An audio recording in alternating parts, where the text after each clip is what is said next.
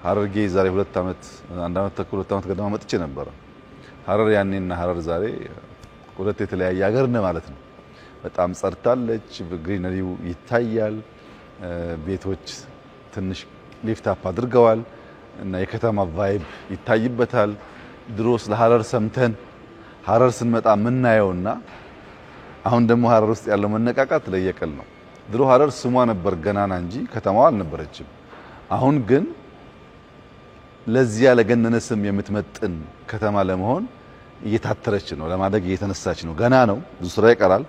ነገር ግን ጅማሮና ሂደቱ ደግሞ ተስፋ የሚጣልበት ነውና በየቦታው የተጀመሩ ስራዎች ለረጅም ጊዜ ተኝተን ስለከረምን ለረጅም ጊዜ የኛ ትኩረት ሌላ ጉዳይ ስለነበረ አሁን በየቦታው ወጣቶች ተደራጅተው ኢንዱስትሪው ላይ ቅድም እንዳያችሁት በሌማት 13 ልጆች ገደማ ናቸው።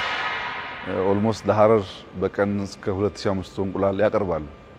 ግራጁዌት ያደረጉ ልጆች ናቸው። ስራ አልነበራቸውም። አሁን ከተደራጁ አመት ተኩል 2 ዓመት ገደማ ቢሆናቸው ነው። በዚህ ጊዜ ውስጥ ተነቃቅተው ለማስፋት ተጨማሪ ጥያቄ እየጠየቁ ነው ያሉትና ወጣቶች ተደራጅተው በሌማት ሲሳተፉ፣ በግሪን ሌጋሲ ሲሳተፉ፣ በኢንዱስትሪ ሲሳተፉ፣ በእርሻ ስራዎች ሲሳተፉ ቀላል ግምት የሚሰጠው አይደለም።